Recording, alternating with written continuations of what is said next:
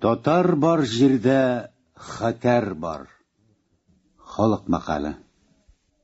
Тарихны һәр очракта да җиңүчеләр яза. Тарихта җиңүче булып саналган дәврдә туктамый, берүзлексез яза. Язган сайын аның тотанаксыз фантазиясе әрсезленә төшә, комсызлыгы арта, ул җиңелгәннәрне һәр сүзе сайын түбәнгәрәк төшерә. Җиңүчеләр җиңелгәннәрнең хәтеренә хуҗа булалар да, тарихны учларында йомарлап тоталар. Урыс тарихчыларының күпчелеге татарны таптап, ялган күз буяучы тарихны иярләделәр. Тарих дигән фән сатлык фән ул. Мин аның җиңүчеләр язган өлешен әйтәм. Әйе, татар тарих дәвамында үз изен калдырган, аны тарихчылар бузганнар. Әйе, татарның яшәү юлында бүйек эшләр дә, алпат кешеләр дә булган. Аларын оныттырганнар. Әйтегезче, татар тарихының асыл ирләре, зирәк ханнары, мәшһүр сәүдәгәрләре булып та, шуларның ничәсе бүгенге адәмнәрнең аңына барып җиткән? Олы Мөхәммәдне беләбезме без? Бүйек вә гайрәтле Кол Шәриф хәзрәтләрен яд итәбезме? Моңарчы татар тарихы урыс тарихының кара күләгәсендә генә барды. Татарның үз үсешен, үз горыф-гадәтләрен, татарны татар итеп яшәткән изге кануннарын без санламадык. Санлатмадылар. Татарны татарга тоташтырган җепләр, тарихи сәхифәләр пычрак эчендә күмелеп калдылар. Ханнар җүләр булды, вәзирләр төнтөк, имамнар исерек, диндарлар тиле-миле, сәүдәгәрләр комсыз иде. Ягез, урыс язган, хак дип безне ышандырган тарих сәхифәләрендә татарны ичмасам бер тапкыр булса да акыллы санап мисалга китергәннәрме? Юк андый сәхифәләр. Шуңа күрә татар милләтен астыртын юк итә килгән, татарга татарны йырткыч, кансыз дип ышандырган большевиклар мәктәбе милләтнең хәтерен томалап, аны упкынга илтә торган тар сукмакка этеп төшергән. Хәлбуки татарның тарихи үз юлы, үз табышлары, дәүләтчелеге, дәүләтне төзи алган, саклап калган асыл ирләре, акыл ияләре, батыр яугирләре, зирәк имамнары булган ич. Татар тарихын бүтән халыклар тарихына янәшә куеп, ләкин бүтәннәр кануныннан айырып, үз башкарырга кирәк. Тарих татар бар җирдә хәтәр бар дип татар халкының кискен, дуамалрак, көчле холкына гына ишара итмәгән, бәлки аның эш сөярлеген, туган җирен яратуын, ил сакларга дигәндә гаярлеген дә билгеләгән. Әгәр без татар тарихын аерым юлга төшереп, татар фәнни зарурлыктан чыгып ачарга тотынабыз икән, алпат ирләребезнең, ханнарыбызның, имамнарыбызның урыннары шунда ук үзгәрәчәк. Алар асыл мәсләкләре белән халкыбызның йөзен нурга күмәчәк. Урыс шовинистлары аршинына сыймаган гамәлләр зурайып, бийекләнеп калачак. Кызганыч, әле без татарларның татарлыгын бүген дә ача алмыйбыз.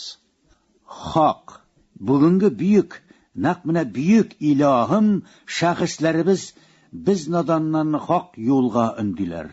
Милләтнең ишен тышын хасил иткән гамәлләрне өсте ачарга талпыналар.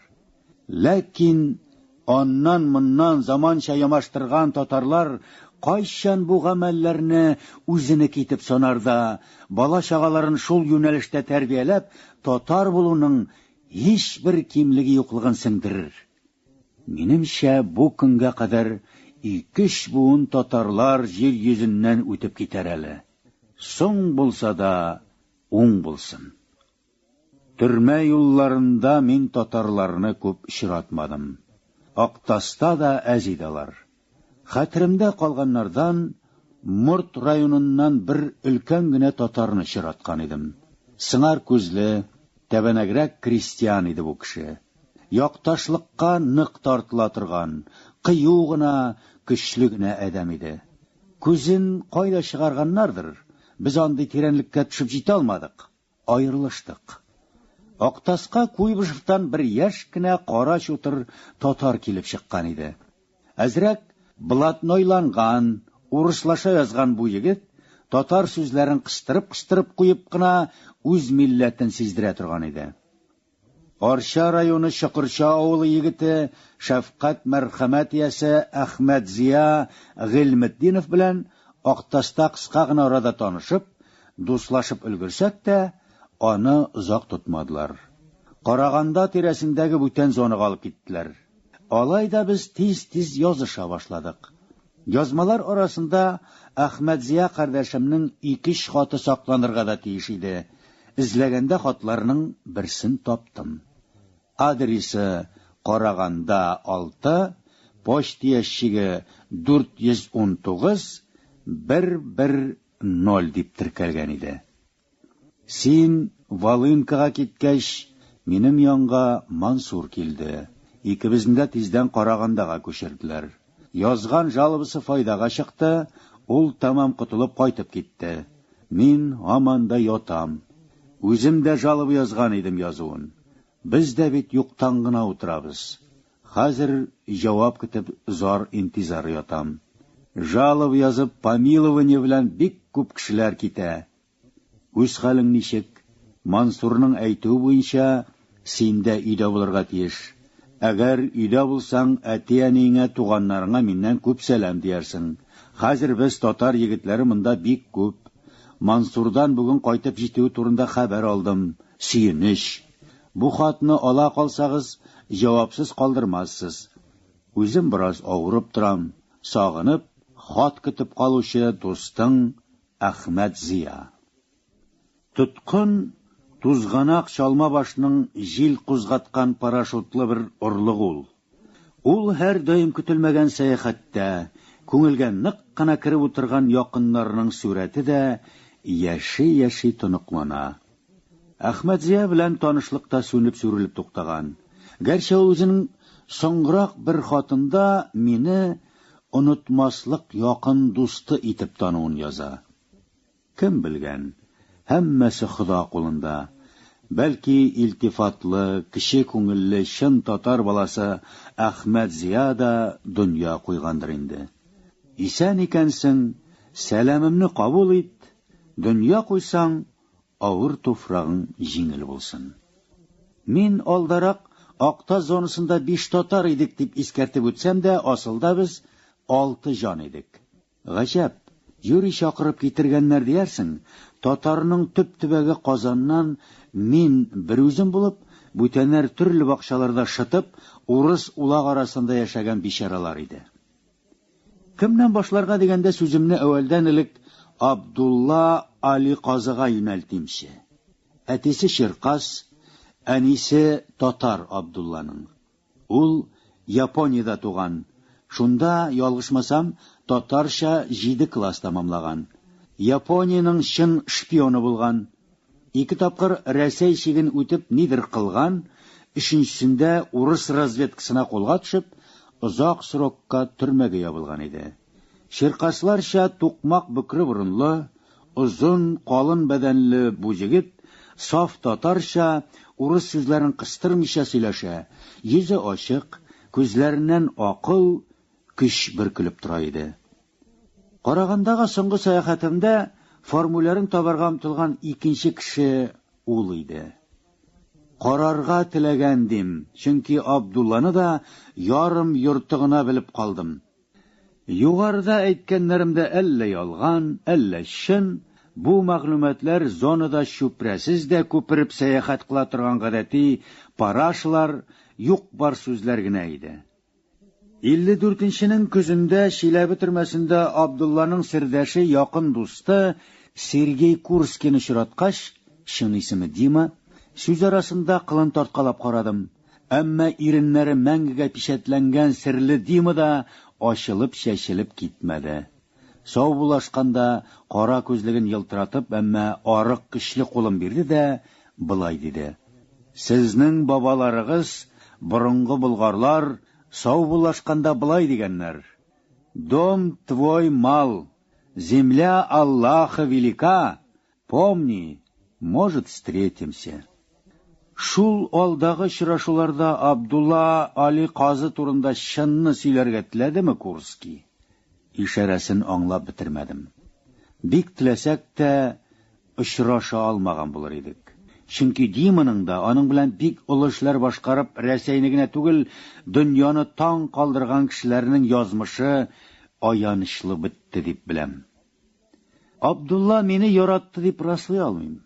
Чөнки аның өчен мин дә шикле, җилбәзәк бер малай шала идем әле. Аның беренче һәм нык сеңгән сыйфаты җитдилек иде. Ул үтә җитди башлар белән генә очраша, японнар белән туганнарча күрешә, сөйләшә башласалар, моңарчы сүзгә саран, һәр сүзне алтын-көмеш бәясенә чыгара торган Квантун армиясе офицерлары да авыз ачалар, гөр-гөр килә башлыйлар иде. Ни сөйләшәсез шул кадәр бирелеп дип Абдулладан сорамадым. Кызыксынырга курыктым. Уен түгел, минем каршымда көчле бер империя хезмәтчесе. Ә мин кем аңа? Абдулланың эшләренә дә, күңел хәзинәләре арасына да үтеп кирә алмадым, мәгәр үкенмим. Үзен әз белүемдә миңа аны олыларга иң якты хисләр белән ят итәргә комача буламый. Кайчагында адәм баласын ныграк белгән саен аңа хөрмәтең кими төшә. Ходай сакласын. Үзе мин татар дип горурланып сөйләгәч, бүген мин аны татарлар арасына кертеп исәплим. Мигдәт дин Мөхәммәд улы Салахетдинов бүрәнкә авызлы, киң авыш маңгайлы ярсылау татары. Марҗага өйләнгән булса да әле татарлыгы чыгып бетмәгән күңелле генә кеше.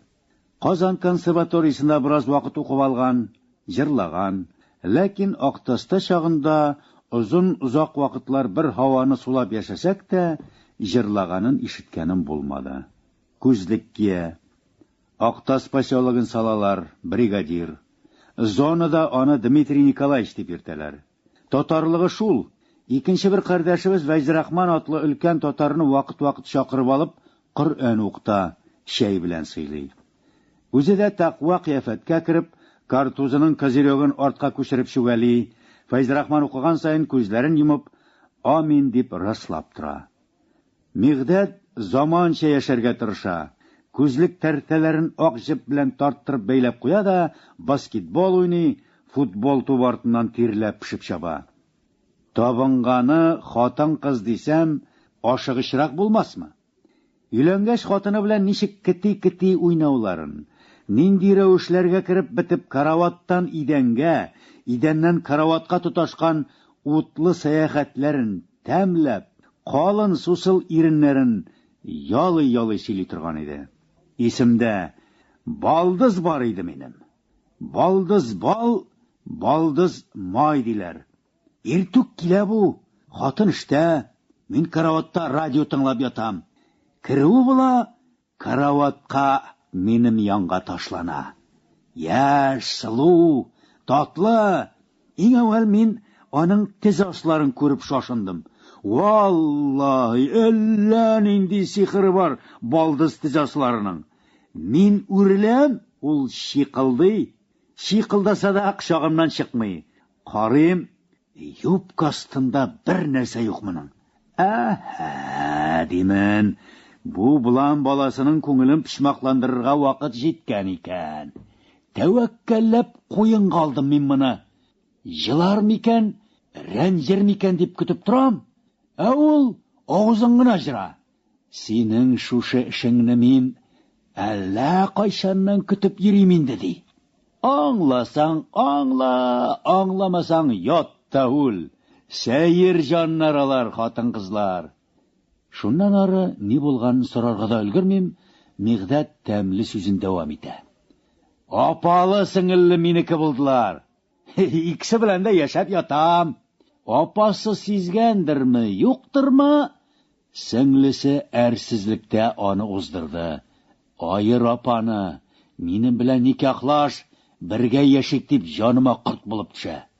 Безгә, мөселманнарга, 2 хатын белән яшәү фарыз дим. Аңа да риза. Мигъдәт эшләгән зона хатын-кызлар торагы булган землянкаларга янәшә генә иде. Бер заман йортларның этажлары үсә башлап, коймалардан бигәйгәч, ир-атлар тамам кутырып киттеләр. Хатын-кызлар да әкәмәт, үсләрендә аны-моны гына калдырып, шишенеп ташлыйлар да, көнгә чыгып ирләрнең күзен алаландырып, йөрәкләренә ут кабызып газаплыйлар иде. Ярыслау татары 2 хатынга өйләнгән шәп егет, кызып-кызып, шашып, янып, Львов кызы Ольга Амелян белән языша башлады. Мин хат ташучы, көн сайын язышалар булар. Язган хатлары яртышар кадаклы була. Каян сүзен табалар да, каян язып өлгертәләр диген. Икесе дә көнче, атнага бер пыр тузып талашалар. Оляның ялыш кына бүтән ирләргә күзе төшсә, Мигъдәт буран уйната. Инде туры китереп эндәшсә, җир тетри, күкләр ишелеп төшә. Ай белән кояш та чырайларын сыталар. Мигъдәт белән еш-еш очрашабыз. Хат тапшыру, хат аласылар бар. Әмма ләкин уртак нинди сүзләр булганында, нинди фикерләр аша аралашып яшәүебездә истә калмады. Буган шул бер тирәдән хатын-кыз гайбәтеннән ары китмәгәнбездер. Очрашсак, мин тыңлаучы, Мигъдәт исә хатын-кыз холкының профессоры, асыл зат хисләренең академигы миңа авыз да ачтырмый торган иде. Ничек аерылганбыздыр, ни өчен Ольга Амелянның хатлары миндә калган, хәтерләмим. Буган ул миңа Львов кызының хатларын сакларга кушып, этапка киткәндер дә, адресымны салырмын дигәндер. Хатлар миндә калды, адрес килмәде. Хатлар миңа ияреп хәзердә исән-сау сакланалар. Ара-тирә күз төшергәләсәм дә, хатларны укып чыкканым юк. Чөнки аларда Лена язганнардагы кебек бөек хис тә, матурлыкка омтылуда, сафлыкны сагынуда юк. Үзара талаш, көнләшү, ваклык тулып ята хатларда. 2 түгел, 3, 4 хатын алса да, Ярыслау татары чын бәхетне татый алды микән? Оля сорагын тутырып иреккә чыкты, аны караганда тирәсенә Осакаровкага сөргөнгә озаттылар. Ул анда барып сыер сава башлаган. Мигъдәт, көт, мин синең яныңа кайтам дип вәгъдә арты вәгъдә сырласа да, озын телләр гайбәт елгасын Осакаровкадан Актаска барып җибәрделәр. Оля хакында кара хәбәрләр килеп иреште. Мигъдәтнең бүрәнкә авызлы кыеш маңгайлы татар баласының тешен шыгыртадып, йодрыгын юмарлап, ярсып йөргәннәр хәтердә. Мигъдәт асылда татар түгел иде инде. Аннан татар калмаячак та. Фәзрахман абзый тумышы белән Горький өлкәсеннән булса да, Мишәр кавымыннан түгел иде. Дөнья йөзенә рәшәткәле тәрәзәләр ашагына карап, җыгы чыккан бу татарның чырайына карарга куркыныч иде. Борын иши юк, колак бөтөркәләре өшеп төшкән, бит очлары ушак янында пешеп ялтырап, куырылып тартылган. Суык белән иссе бичара татарның чырайын алмаш-тилмәш үзгәрткәннәр. Әзмәз мәдрәсә күргән, зиһенле генә абзый сөйләшкәндә гарәп-фарсы сүзләр кыстырып җибәрә, гыйлем булу белән горурлана, мөселманча инсафлы яшәргә тырыша иде. Мигъдәт янына Коръән укырга килгәндә өсте башы юылган булыр. Ничек юнәтә алгандыр? Ара-тирә аннан хушбуй исе дә килеп киткәле иде. Сөйләшер уртак сүзләр күп булмагандыр инде. Барлау вакытларында мәйданда бер-беребезне очратып, хәл-әхвәл сорашабыз да вәссәлам. Тагын бер карт бар иде зонада. Умеров. Бусы Әстерхан татары, каланың татар бистәсендә яшәгән, Тукай урамында. Азия кешеләренә тарткан бу татарның 2 кулы да калтырау иде. Хат та яза алмый. Хатларны мин язып тора идем, ул әйтеп тора. Туган җирен, Идел киңлекләрен, татарларны бик нык сагына иде Умеров. Гаҗәп инде билләһи, йөзләгән украиннарның исем-фамилиялары хәтеремдә, урыс улакның күпмесен исемдә тотам. Умеровның исемен, Фәйзрахман агайның фамилиясын истә калдырмаганмын. Умеров белән без бер ара бергә ашап та яшәдек. Бергә дип ризыкны мин юнәтәм. Ул эшкә йөрми чыкса шул ихата эчендә кар көрәп, җәен тузан себереп, чәчкә түтәлләренә су сибешеп йөри. Инде безнең хәлләр аруланып, зонада үз ризыгың белән ашлар пешерергә җай чыккач, ул мине аш-су хәстәрләп каршыла. Карт булса да өстә вагонканың икенче катында иде Умеровның урыны. Мин дә аның янына менеп кунаклыйм. Күңелле генә тар мәсьәләләрне кузгата сөйләшәбез. Хатларны җыларлык итеп, күз яшен чыгарырлык кызганыч сүзләр белән тутырып язсам да, Умеровка посылка килгәне булмады. Картка да ризык җитми, шуның өчен ул гел миңа тартылды. Байтак вакыт миңа сыйынып яшәде. Хат букчаларына ничә тапкыр адресын үз кулым белән язсам да, йорт номеры онытылган. Аш яңаклы, Күсә бу абзый әсирлектә булып күп нужалар күргән татар булса да, үткәннәре хакында авыз ачканын ишетмәдем. 5нче татар дип санадым да күңелем өшеп, җаным сулкылдап алды. Озак кына Актаста бергә яшәсәк тә, 5нче безнең исемен дә, кем икәнен дә, каян булуын да белми калдым. Сәер кеше идем ул. Мөгаен юктыр. Килеш килбәте дә, акылы фигыле дә кешечә гади булгандыр аның. 5нче белән мине Фәйзрахман абзый таныштырды.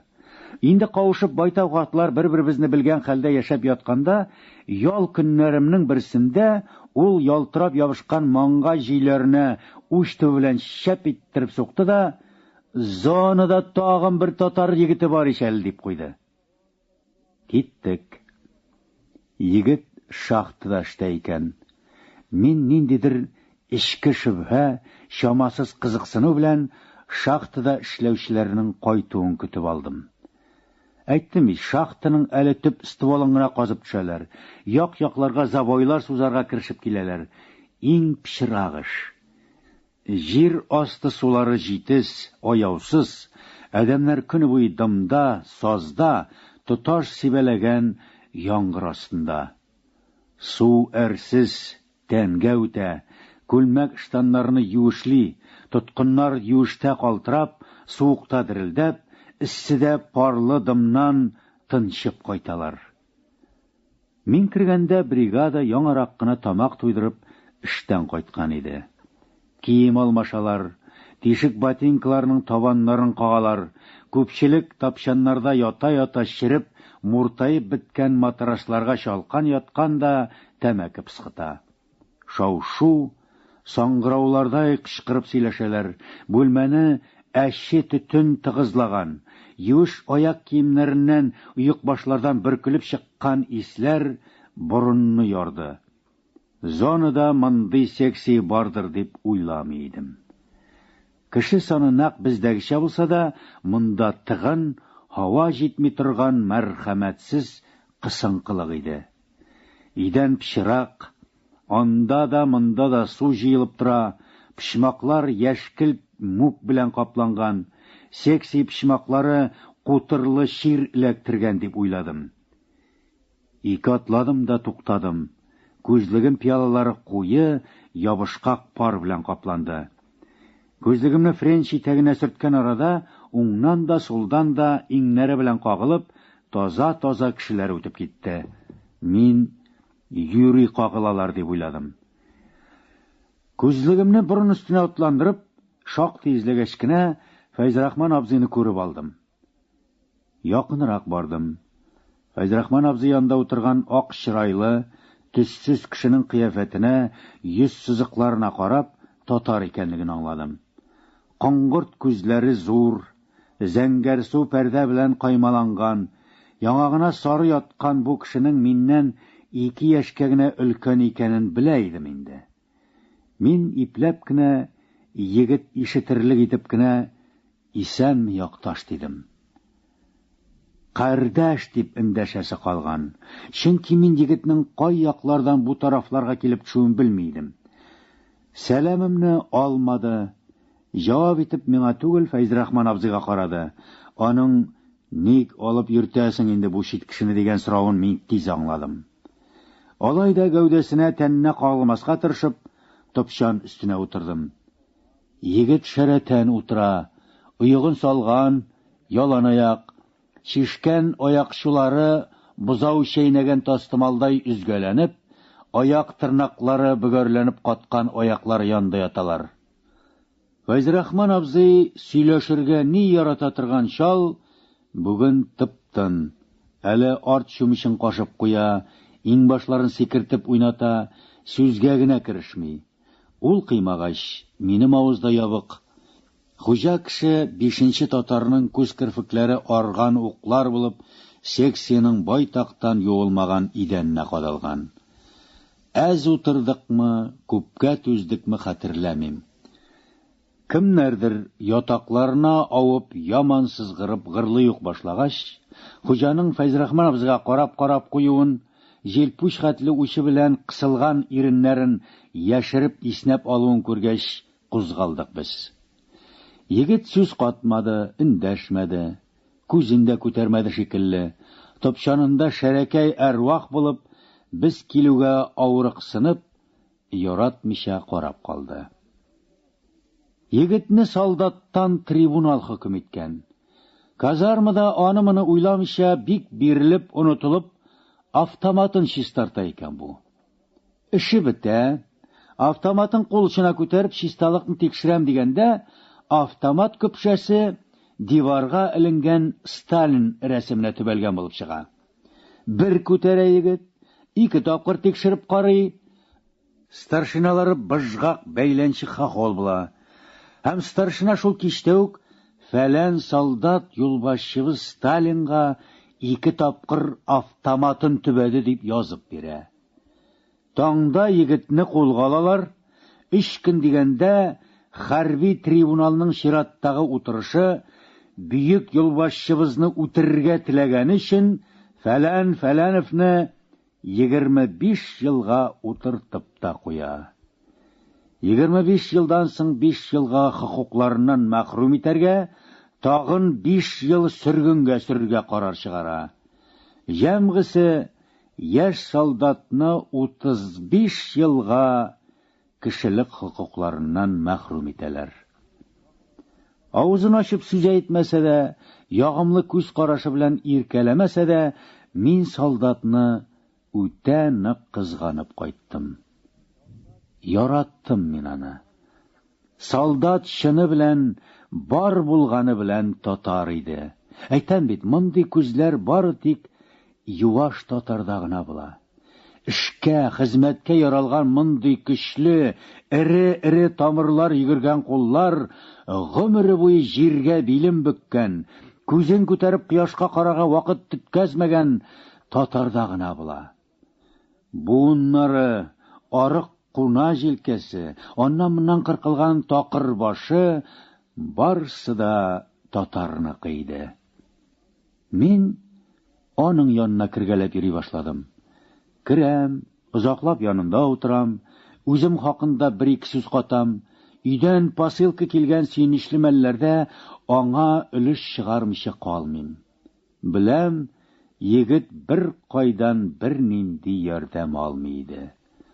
Ничә күз төшерсәң дә тумбычкысы ачлык елдагы бурасыман буп-буш.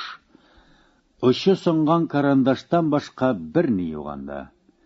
Егет күчтәнәчләрне нишләтә торгандыр, мин әтиләр җибәргәннән өлеш чыгарып, тумбычка өстенә куйганда күз ишендә төшерми. Күрми дә бугай ул мин китергәннәрне. Тыңлыймы, тыңламыймы, мин аңа үзек-үзек хәбәрләр сөйлим, әти табигать килешләрен, илдәге хәлләрне саклык белән генә язгалап тора, күбесен егеткә дә җиткерәм. Миңа үзебезнең татар янында утыру рәхәт, татарча авыз тутырып сөйләү күңелле, Ул җавап бирмәсә дә, мин аның һәр сүземне аңлаганын күреп торам. Утыра егет, манма тиргә бата, сирәк йон йөгергән күкрәген салган күлмәге белән сөртә. Секси салкында да тирле егет, мине тыңлый манма су була. Яши аның шул гадәтенә игътибар бирә башладым. Инде симез былкым булса, майы иреп ага дияр идең. Тәнендә карга чукырлык кына ите калган бу ишараның хисләре, дулкынлануы, мине тыңлап хоплаулары әнә шул тир бизләре аша тышка чыгадыр дип уйладым. Баракларны төрле атнада төрлечә ягалар. Утынны кысып, жәлләп кенә биргән көннәр була. Андый чакта секси пишмакларында җил уйнап тора. Анда да шабыр тиргә бата егет. Ни гаҗәп, бер тирли дә, бер суына. Тик анда да күлмәген френчен кияргә ашыкмый. Түзем ул. Ифрат түзем. Баштарак мин аны сөйләштерергә тырышып карадым. Соңыннан бу уемнан кайттым. Тора-бара мин аны сүзсезлеге, сөйләшмәгәнлеге өчендә яраттым. Ул минем өчен чәчелмәгән, сөрелмәгән бер кыр иде. Алай да ул минем кардәшем, кем беләндер үз телендә сөйләшү теләге адәм улларын һәр чак сагалый. 4 татар арасында телем ничкәлекләрен бары тик ул гына белгәндер дип фараз кылам. Чөнки ул колаклары белән генә түгел, бүтән гәүдәсе, йөзе, бите, күзе, кашлары, хәтта йонлаш күкрәге, шырайып торган киң кабыргалары белән дә тыңлый белә иде. Бер тапкыр мин аның җылаганына шаһид булдым. Һәм аның сүзсез генә җылавының әллә никадәр ишарәләр аңлатуын туйдым. Миннән 2 яшькә генә олы бу егет, бәлки исәндер дә әле. Аның татар әдәбиятын укуы да ихтимал. Чөнки егет татар углы татар иде. Без гасыр башыннан бирле чаң сугабыз. Татар йоклый. Әзмәз икеләнеп торабыз да, татар уяна иш татар дип сабыйларча юанабыз. Тарихи чынлыкны шәйләп бетермәгән күрә караулар исә, татарыбыз уянды дип шәбәкәй итәләр. Кәшки. Татарның төрлесен күрдек. Байтак гыйбрәтләр ишеттек. Менә без Акта зонасында 5 төбәктән җыелган 5 татар идек. 5ебез 5 җирдә, 5 төрле. Шуларның ничәсеннән җирдә татар тукымы калды икән? Уяндык дип алданмыйбызмы? Нигә шул кадәр еракка, татарларны көчләп очраштырган Казак даласына барып йөргә? Менә шулай килешеник. Һәр кем үзе яшәгән шәһәр йорты каршына чыгып бассын да, фатирларны берәм-берәм күз алдыннан үткәрсен. Татардан карт кыры бармы? Алары бар, сакланган. Ара-тирә күзгә ягымлы кара кәләпүшләр, сабый җаныдай ак яулыклар күренеп китә. Шанлы шәүкәтле татарның тамыры үзәге булган Казанда татар яшәмәгән пишмак юктыр. Хәзер 1 минутка гына гамле тынлыкка уралып уйланыйк.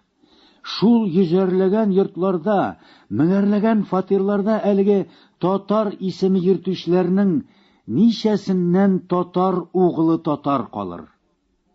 Уянды дип 100 ел дәвамында тел тибрәтеп, аңны һаман йокыда тотып яшәү кемнәргәдер зарурдыр мөгаен.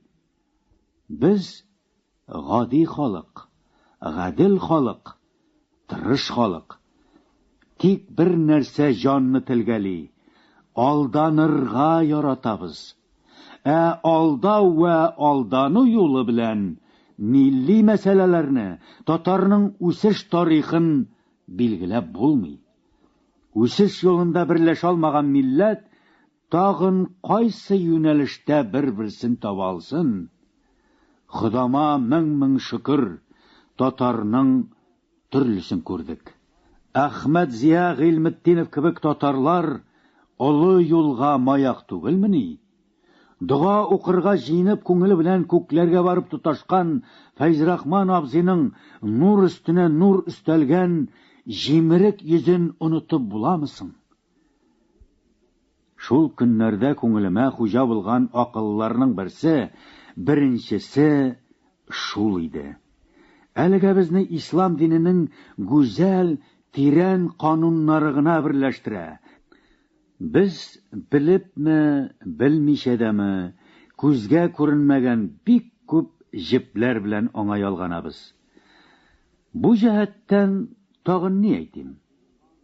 Читкә сибелгән туган төягенә еллар, гасырлар дәвамына аяк басмаган изге Болгарның Кәүсәр чишмәләреннән шифалы сулар ичеп карамаган татарларның уянуын көтеп тору, татарның чираттагы ялгышы алдануы гына булмасмы? Минем әни урман сукмакларының кояш үзмәс төшеп торган җылы урыннарына җыелган зәңгәр, сары, ак күбәләкләрнең ефәк канатларын җилфер кагып, җир иснәп кинәнүләрен күргәч, улым, әнә кара, күбәләкләр фәрештәләрнең күз яше тамган урыннарга гына шулай җыелалар дия иде. Йөрим, күзәтәм, борчылам. Әле татар җирендә фәрештәләр үкереп җылый торган орлар күп икән. Сез Татарстанның халык язучысы Аяз Гыйләҗевнең «Ягез бер дуга» әсәрен тыңладыгыз. Аны Татарстанның халык артисты Ирек Бахман укыды.